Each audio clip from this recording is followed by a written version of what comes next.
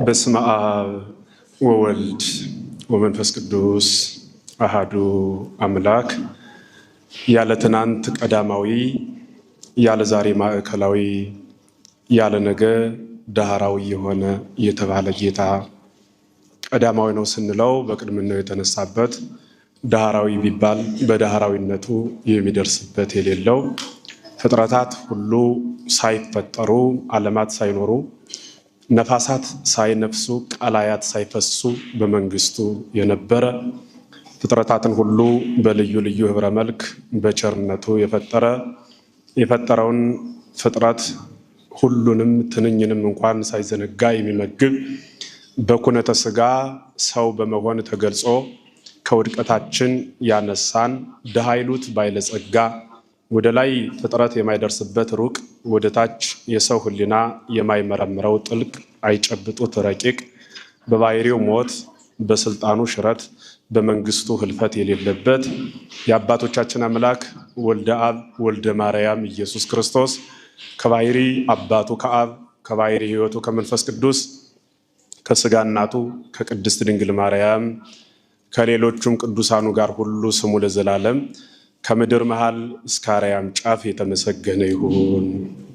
ክቡር አባታችን መላከ ሰላም ባህሩ ሙሉ ዓለም በኢትዮጵያ ኦርቶዶክስ ተዋሕዶ ቤተክርስቲያን የደብረ ሰላም በባህር ዳር ሀገረ ስብከት ቤተክርስቲያን ደብር ዋና አስተዳዳሪ፣ ክቡራን አበው ሊቃውንተ ቤተክርስቲያን፣ ይህ ድምፅ የሚሰማችሁ ሴቶችና ወንዶች የሥላሴ ልጆች በመላው ዓለም ያላችሁ በልዩ ልዩ ሁኔታ ያላችሁ እንኳን ለጌታችን መድኃኒታችን ኢየሱስ ክርስቶስ ዓመታዊ በዓል እና ለእመቤታችን የቅድስት ድንግል ማርያም ዓመታዊ የፍልሰታ መታሰቢያ በዓል አደረሳችሁ።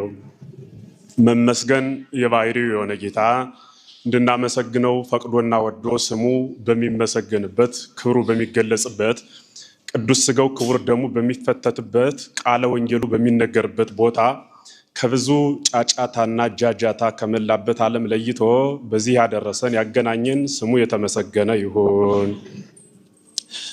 እግዚአብሔር ቢወድ መንፈስ ቅዱስ ቢፈቅድ ዛሬ በጣም ብዙ ምስጢር ያለበት ተናግረን ተንትነን አመስጥረን ብቻ ሳይሆን በተደሞ የማንጨርሰው በመመሰጥ የማናመሰጥረው የምስጢራት መከማቻ ቀን ነውና እንደ ዛሬው አይነት ቀን ሲመጣ የሚናገሩት ያሳጣል፣ ወደ የትኛው ለሄድ ያሰኛልና ዛሬ ላይ ቆሜ ሳስብ በጣም ከ10-15 በላይ ጓዶቻችን ተድረው በዚያውም ላይ ደግሞ ዘመዶቻችን በልዩ ልዩ ዝግጅትና ድግስ ውስጥ ሆነው ከማን ልሂድ የሚባልበት ሰሞነ ፋሲካን ያስታውሰኛል። ወደ የትኛው ምስጢር ልራመድ ማንን በማንሳት ጊዜ ላሳልፍ ያሰኛል። ወደ መድህን ዓለም ክርስቶስ ዕለታዊ በዓል ሊሄድ አስብና ጌታን መድህን ዓለም ብለን እናውቀው እናየው ዘንድ ማህፀኗን ከተማ አድርጋ ለሰው ልጆች ድህነት በማህፀነ ማርያም ስግው የሆነባት እያልን የምንናገርላት የጌታ እናቱ ድንግል ትዝ ትለኛለች። ወደ ድንግል ልመጣ እልና ደግሞ የፈጠራት ክርስቶስ ትዝ ይለኛል። ሁለቱም ታቱብኛል። እናት ናት ብዬ ልናገር ሲሄድ ፈጣሪዋ ይሆንብኛል። ፈጣሪዋ ነው ብዬ ስለሱ ላመሰጥር ሳስብ ደግሞ እናቱ ትሆንብኛለች። ይህ ድንቅ ምስጢር ነውና እግዚአብሔር እንደወደደ መንፈስ ቅዱስ በፈቀደ መልክ ያናግራልና ዛሬ ደብረ ታቦር የሚለውን እናንሰው። ስለምን ቢሉ ስለ ድንግል ከነሐሴ 1 ጀምረን እስከ ዛሬ 13 ቀን ድረስ በብዙ ምስጢር ሲነገር ቆይቷል። ከኔም ቀደም ሲል የጉባኤ ቤታችን መምህር የትህትና አባት የሁላችን አርአያ የሚሆኑን የኔታ መጋቢ ሃይማኖት ፍሬሕይወት በቀለ በሚገባ ሲያመሰጥሩ ስለ ድንግል የተጻፈው በምላት የተነገረውን ሲናገሩ ቆይተዋል። ልብ ላለው ጆሮ ለተስተካከለለት የልብ ጆሮ ያደምጥ ዘንድ ቤተክርስቲያኗ ሁሌም በየሰዓቱ በየደቂቃው ትመግባለች። እኔ ግን ወጣት ነኝና ወደ ደብረ ታቦር ተራራ እንደወጣ ይፈቀድልኝ። ዛሬ በ6ኛው ቀን ብሎ ማቴዎስ ወንጌል ምዕራፍ 17 ቁጥር 1 ጀምራችሁ ስታነቡ መድኃኔ ዓለም ክርስቶስ 12ቱ ሐዋርያት እንደነበሩት መጻሕፍት ይነግሩናል። ሐዋርያት ማለት ሆረ ሄደ ከሚለው የግዕዝ ግስ ወይም የግስ አንቀጽ የተገኘ ሲሆን ትርጓሜው ሐዋርያት ማለት ሀጆች፣ ተጓዦች፣ መንገደኞች ማለት ነው። ፍንው ምጥው ይላቸዋል መተርጉሙ። እንደዚህ ያሉ ናቸው ሐዋርያት ማለት። ጌታ የመረጠ 120 ቤተሰብ ነው። 12ቱ ሐዋርያት፣ 36ቱ ቅዱሳት አንስት፣ 72ቱ አርዲት ይባላሉ። እኒ በጠቅላላ 120 ቤተሰቦቹ ይባላሉ። ለድህነት ዓለምን የሚያጠምድበት ስለ ክርስቶስ የሚናገሩ ቃለ ክርስቶስ ሕይወተ ክርስቶስ በሞት የተፈጸመ ሕይወት የለውም። ስጋ ብቻ አይደለምና ባሕርየ መለኮት የተዋሃደው እንደመሆኑ መጠን ዘላቂ ቋሚ የሆነ ታሪክ ያለው ነው።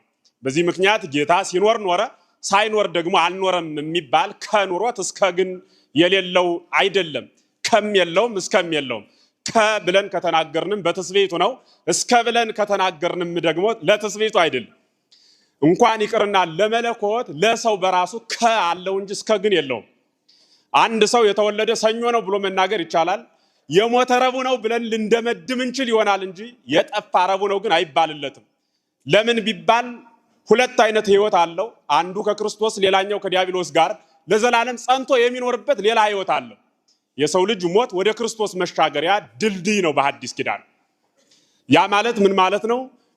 ለክርስቶስ ከብለን ከተናገርንለት ለስጋዌው እንናገርለታለን። ስግው የሆነበት ማለት የማይጨበጥ የማይዳሰስ የማይወሰን የማይታይ ባሕርየ መለኮት በሚጨበጥ በሚዳሰስ በሚሞት በሚበሰብስ መዋቲ ርሁቅ በነበረ ስጋ በኩል መወሰን እንናገርለታለን። ይህ የምንናገረው ለማን ነው ከተባለ ለመለኮት በስጋ ገንዘቡ በተገለጸበት ዘመኑ የምንተረጉምለት ምስጢር ነው። አሁን ልብ ብላችሁ አዳምጡኝ። አሁን መድኃኔ ዓለም ክርስቶስ ከድንግል ተወለደ ካልን በኋላ ለድህነት ዓለም 120 ቤተሰብ መረጠ ስንል ከዚህ መካከል 12ቱን ሐዋርያት እንደመረጠ መጻሕፍት ይነግሩናል። በስድስተኛው ቀን ማለት በፊልጵስዩስ ቂሳርያ አስቀድሞ ገና ወደ ደብረ ታቦር ተራራ ከመውጣቱ በፊት 12ቱን ሐዋርያት ጥያቄ ጠይቋቸው ነበረ። ሰዎች የሰውን ልጅ ማን ይሉታል የሚል ጥያቄ አነስቶ ነበረ። በዚህን ጊዜ የድርሻቸውን መልሰዋል። ነቢያት ከቀደሙት ነቢያት አንዱ ነህ ይሉሃል፣ ወሚመ ኤልያስ ወይም ኤልያስ ነው የሚሉም አሉ፣ ዮሐንስ ነህ የሚሉም አሉ፣ ሌላ የሚሉ አሉ የሚል መልስ ሰጠው ነበረ። የሌላውን ተውት፣ እናንተ ግን ማን ትሉኛላችሁ ብሎ ጌታ ጥያቄ ጠይቆ ነበረ። ለዚህ ቅዱስ ጴጥሮስ የሰጠው ግብረ መልስ አንተ ውእቱ ወልደ እግዚአብሔር ሕያው፣ አንተ የሕያው እግዚአብሔር ልጁ ራስህ እግዚአብሔር ነህ የማለት መልስ እንደመለሰ ቅዱስ ዮሐንስ አፈወርቅ አሁን በተናገርሁት መልክ ቃል በቃል ይተረጉመዋል። አንተ የሕያው እግዚአብሔር ልጅ ራስህ እግዚአብሔር ነህ ብሎ መልሶለት ነበረ። ይሄን መልስ በመለሰለት በስድስተኛው ቀን ጌታ ኢየሱስ ክርስቶስ ከ12ቱ ሐዋርያት 8ቱን ከእግረ ደብር ትቶ ይሁዳን ሲጨምሩ 9 ብለው ማለት ነው የቀሩትን ሐዋርያት 3ቱን ይዞ ቅዱስ ጴጥሮስ ዮሐንስና ያዕቆብን ይዞ ወደ ረጅም ተራራ ወጣ ይላል። ይቺ ደብረ ታቦር በጣም የሚገርማችሁ በእስራኤል በስተሰሜን በኩል የምትገኝ በጣም ረጅም ተራራ ናት። በጣም ብዙ ምስጢር የተከወነባት ናት። በመጽሐፍ ልበ አምላክ ዳዊት አስቀድሞ በትንቢት በብዙ የተራቀቀባት ነቢያት በኋላ ዘመን ሐዋርያት በቀደመ ዘመን ነቢያት በምስጢር የተራቀቁባት የምስጢር ከተማ ትባላለች። ማናት ይቺ? ደብረ ታቦር ማለት ነው። እና የሚገርማችሁ ጌታ በስድስተኛው ቀን የሚል ንባብ ስታገኙ እዚህ በተነጋገሩ በስድስተኛው ቀን አሁን ልብ በሉ። ከተነጋገሩ በኋላ አስተምሯቸዋል። አብረው ነበሩ። ለምን ነው ስድስተኛ ቀን ብሎ ወደኋላ ሄዶ የፊልጵስዩስ ቂሳርያን ታሪክ ያመጣው ቢሉ ፊልጵስዩስ ቂሳርያ ላይ የተነሳው የባሕርየ መለኮትን ምርመራ ነው። ትስብእቱን ብቻ ስለሚያዩ በተለየም ደግሞ አሁን ያነሳውላችሁ ሰዎች ማለት ነው ቃሉ ጋር ናችሁ። እግዚአብሔር ከሁላችን ጋር ይሁን። አሁን የጠቀስኩላችሁ ሰዎች ወይም ከሐዋርያት 3ቱ ቅዱስ ጴጥሮስ፣ ቅዱስ ያዕቆብና ቅዱስ ዮሐንስ ምን ያደርጉ ነበር መሰላችሁ? ተጠራጣሪዎች፣ ፍጹም አምላክነቱን አምኖ ሊቀበል የሚችል ልብ አጡ ይላቸዋል። ቅዱስ አትናቴዎስ ሄሬኔዎስ የሚባለው ከቀደሙት አባቶች አንዱ የሆነው እኒህ ምልክናውን የማመን ክህሎት ይጎላቸው ነበረ። በሌላ ምስጢር የኢትዮጵያውያን ሊቃውንት በተረጎሙበት ባለሟሎቹ ስለሆኑ ብለው ይተረጉማሉ። በሌላ በኩል ደግሞ ይሁዳ ስለነበረ ጨርሶ አልወሰዳቸውም ይላል።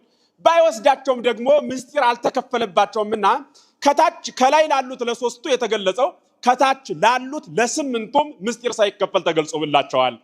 ስለዚህ እንን ይዟቸው ሄደ። ፊልጵስዩስ ቂሳርያ ላይ ያለው የጠቀሰው ቅዱስ ጴጥሮስን ናስኪ አንተ ያኔ የጠየከኝ ጥያቄ ለእኔም የጠየቁት ጥያቄ አንተም የሰጠኸኝ መልስ አማናዊ መሆኑን ታይ ዘንድ ና ብሎ ቅዱስ ጴጥሮስን አስከትሎ ወደ ረጅም ተራራ ወጣ። ምስጢሩ እሱ ነው። አሁን ዘመድ የልብ ጆሮአችሁን ከፍታችሁ እንድትሰሙኝ ይፈልጋለሁ። ምናልባት ስለ ደብረ ታቦር በየዘመኑ ተምረናል፣ ታሪኩንም እናውቀው ይሆናል። ወደ ተራራ ወጣ፣ ብርሃነ መለኮቱን ገለጸላቸው። በመካከላቸውም ወኮነ ጻዕዳ ይለብሰው የነበረው ልብስ ነጭን ሆነ ማለት ልብ በሉ። ወተወለጠ አርያሁ በቅድሜው የሚል ጥቅስ አለ እዚህ ላይ ልብ ብላችሁ ያዙት። ምን ማለት ነው? በፊታቸውም መልኩ ተለወጠ። ራእዩ ማለት ገጹ ፊቱ አንድም ከራስ ፀጉር እስከ እግር ጥፍር ያለው መልኩ ተለወጠባቸው። የሚያውቁት ክርስቶስን አልሆንላቸው አለ፣ የማያውቁት ሆነ። እዚህ ላይ ልብ ብላችሁ አዳምጡ። እንዲህ ሲባል ያልነበረ ክርስቶስ መጥቶ ወይ የነበረው ክርስቶስ ተለውጦ አይደለም። የነበረ ባህሪ የመለኮት በነበረው ባህሪ የትስብእት ውስጥ ተሰውሮ አይታወቅም ነበረ። አይታወቅም ማለት በስራ ይገለጽ ነበረ። ህሙም ሲፈውስ፣ ሙት ሲያነሳ፣ ለምጽ ሲያነጻ በስራ ይታወቃል። በአይን ግን ብርሃነ መለኮቱን አይተውት አያውቁም። ያን ብርሃነ መለኮት ልክ እንደ ፎቶ አንሺ ወይም እንደ መባረቅት ብልጭ ሲያደርግ ተለወጠ ማለት ውላጥ የገጠመው ማለት አይደለም። እና ተለወጠ ማለት ምን ማለት ነው ከተባለ ያ የነበረው ቅውም የሆነው ኢየሱሳዊ ክርስቶሳዊ የነበረው ማንነቱ ሳይለወጥ ቅውም እንደሆነ ብርሃነ መለኮቱን ገለጸ ማለት ነው። መለኮት ሳይለየው ስጋን ስናየው እንደነበረ ሁሉ ስጋ ያልተለየው ባህሪ የመለኮት ታየ ማለት ገብቷችኋል? ተገለጸ ማለት ያንን ገለጸላቸው። ይሄን በኋላ እንነግራችኋለን። አሁን ግን ልብ ብላችሁ የምታዳምጡኝ ለምን ወሰዳቸው ከተባለ የመጀመሪያው እግዚአብሔር ነቢያት መሆኑን ለመግለጽ የሚለውን ምስጢር ያዙት። ጌታ ኢየሱስ ክርስቶስ በስጋ እየተመላለሰ ሲያስተምር ሲመለከቱት ሩቅ ብእሲ ይመስላቸው ነበረ። እግዚአብሔር ነቢያት እኔ የነቢያት ፈጣሪ ነኝ እንጂ ነቢይ አይደለሁም። ለምን ቢባል በስድስተኛው ቀን ቅድም የነገርኳችሁ ምን ብለውት ነበረ? አንተ ከነቢያት አንዱ ነህ ይሉሃል። ከነቢያት አንዱ አለመሆኑን በስድስተኛው ቀን ተራራ ላይ አወጥቶ እግዚአብሔር ነቢያት ኤልያስ ነው ይሉሃል፣ ሙሴ ነው ይሉሃል የሚለው ቃል ሁሉ ኤልያስና ሙሴ እኔ ናቸው። እኔ ኤልያስ ወይም ሙሴ አይደለሁም፣ የኤልያስና የሙሴ ፈጣሪ ነኝ እንጂ ለማለት እነርሱን ጠራ ማለት። ሌላው ከነቢያት ሁለት ያደረገበት ምክንያት የካህናት ምሳሌ ናቸው። ዛሬ በቤተ መቅደስ ሁለት ካህናት እንደሚቀድሱ ሶስቱ የሐዲስ ኪዳን ሐዋርያት የዲያቆናት ምሳሌ ናቸው። ዛሬ በቤተ መቅደስ ሶስት ዲያቆናት ስዩማን እንደሚሆነው ሁሉ ከኦሪታውያን ሙሴን አመጣው የሕግ ጸሐፊ ሕግ አውጭ ስለሆነ ወደ ሕግ ፍጻሜ ሕግን ወደሚፈጽም ክርስቶስ አመጣው። ከነቢያት ደግሞ ነቢያትን ወክሎ ኤልያስን እንዲገኝ አደረገው። ከነቢያት ልብ በሉ። ከነቢያት ማንን አስገኘው? ማንን ያስገኘው? ከነቢያት ያስገኘው ኤልያስን ነው። ከመሳፍንት ደግሞ አንድም ከሕግ ከሚጽፉት ማንን አስገኘ? ሙሴን አስገኘ ማለት። በሌላ በኩል ኤልያስ ድንግል ነው። ከደናግላን ኤልያስን ሙሴ ያገባ የኤዛር የነ ጌርሳም አባት ነው። ካገቡት ከወለዱት ደግሞ ሙሴን አመጣ። ስለምን ቢሉ ያገባም ያላገባም ደናግላንም ሕጋውያንም ተካክለው የሚወርሷት አንዲት መንግስት መኖሯን ለመግለጽ ነው። ደብረ ታቦር ተራራው የመንግስተ ሰማያት ምሳሌ ነው። በአዲስ ኪዳን ሶስቱን ወሰደ። ከብሉይ ከአዲስ አገናኛቸው። በብሉይም በአዲስም ያሉ ራሳቸው ክርስቶስን አድርገው ለሚያስቡ ሁሉ የተከፈተ በር መሆኑን ለመግለጽ ነው። ይህንን ምስጢር አደረገ። ወደዚያ ተራራ ይዟቸው ወጣ አለ። ልብ ብላችሁ አዳምጡ። ወደዚያ ተራራ ይዟቸው ወጣ አለ። በዚያ ተራራ ያለ ወደታች እንዳይወርድ ሕግ እንደተቀመጠ ሁሉ ያቺ ተራራ የቤተ ክርስቲያን የቤተ መቅደስ ምሳሌ ናት። ዛሬ በቤተ መቅደስ መነኮሳት፣ ካህናት፣ አበው፣ መምህራን፣ እመው፣ ደናግላት ሁሉም ተሰብስበን አንድ እንደምንሆን ሁሉ ከብሉያት ከሐዲሳት ከማስባን ከደናግላን ተሰብስበው የተገኙባት ያቺ የቤተ ክርስቲያን ምሳሌ ናት። ብርሃነ መለኮት ድንቅ የሆነ ምስጢር የተገለጸበት ዕለት ነው።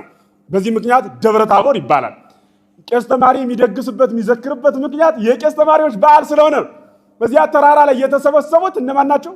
የክርስቶስ ክርስቶሳውያን የሆኑ ናቸው። በሐዲስ ኪዳን ሁላችን የክርስቶስ ስለሆን ክርስቶሳውያንን፣ ባህሉ ግን የቄስ ተማሪዎች ድግስ ተባለ። በዚያ ነበር አያት ጎጆ እንስራ ነው ያለ ኤልያስ። ድንጋይ እንካብ አላለም። ማን ነው? ሙሴ። ጎጆ እንስራል። ለምን ቢሉ የትምህርት ቤት ህይወት እንደምታውቋት በጎጆ ተወጥና የዛሬ 2000 ዓመት በጎጆ ተጀምራ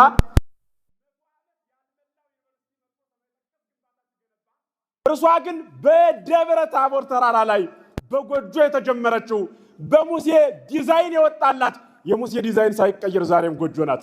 መስዋዕት ለእግዚአብሔር። ቆየን።